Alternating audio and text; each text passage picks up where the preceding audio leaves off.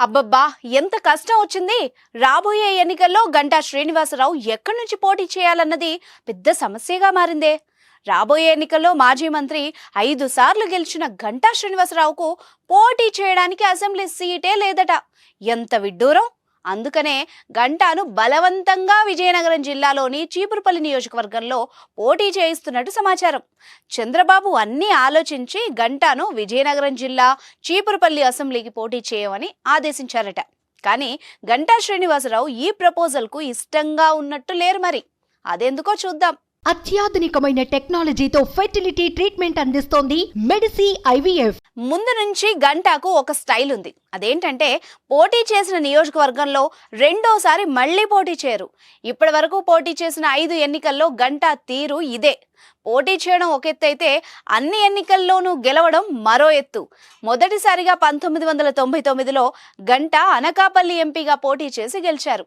ఆ తర్వాత 2004లో Chodavaram assembly, 2009లో Anakapalli assembly, 2014లో Bheemili, 2019లో Visakhapatnam ఉత్తర నియోజకవర్గం నుంచి పోటీ చేసి గెలిచారు.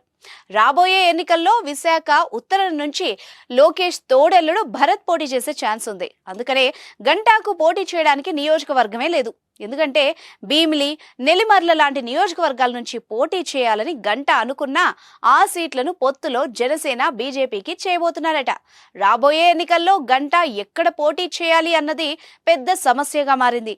అందుకనే బాబు గారు అన్ని ఆలోచించి గంటాను విజయనగరం జిల్లా చీపురుపల్లి అసెంబ్లీకి పోటీ చేయమని రూట్ ఇచ్చారట.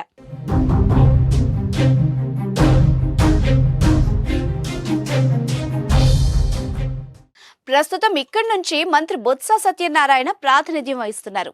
బొత్స కుటుంబం విజయనగరం జిల్లాలో చాలా బలమైన కుటుంబం అని అందరికీ తెలిసిందే. తమ్ముళ్ళు, మేనల్లుళ్ళు వేరే నియోజకవర్గాల్లో ఎమ్మెల్యేలుగా ఉన్నారు. బొత్స భార్య ఝాన్సీ రాబోయే ఎన్నికల్లో విశాఖపట్నం ఎంపీగా పోటీ చేయొచ్చంటున్నారు. ఏ రకంగా చూసుకున్నా బొత్స చాలా స్ట్రాంగ్ నేతనే చెప్పాలి. అందుకనే చీపురుపల్లి నుంచే గంటాను పోటీ చేయించాలని చంద్రబాబు గట్టిగా నిర్ణయించుకున్నట్టు సమాచారం. గంటా అయితే ఆర్థికంగా, సామాజిక పరంగా బొత్సను ఢీ కొనగలరని చంద్రబాబు అనుకుంటున్నారట. అంతేకాదు, బొత్సను ఢీకొంటే మంత్రి పదవి కూడా ఇస్తానని ఓపెన్ ఆఫర్ కూడా ఇచ్చారట. అంతేకాదు, గట్టిగా పోటీ ఇచ్చి గెలవకపోయినా ఎమ్మెల్సీ అయినా ఇస్తానని చెప్పారట. అయినా సరే గంటా వెనకాడుతున్నారు. వేరే నియోజకవర్గంలో పోటీ చేస్తానని గంటా చెప్పినా చంద్రబాబు మాత్రం బొత్సకు వ్యతిరేకంగా పోటీ చేయాల్సిందే అని గట్టిగా చెప్పినట్టు పార్టీ వర్గాల టాక్. మరి గంటా శ్రీనివాసరావు ఏం చేస్తారు అనేది పొలిటికల్ గా చర్చనీయాంశంగా మారింది.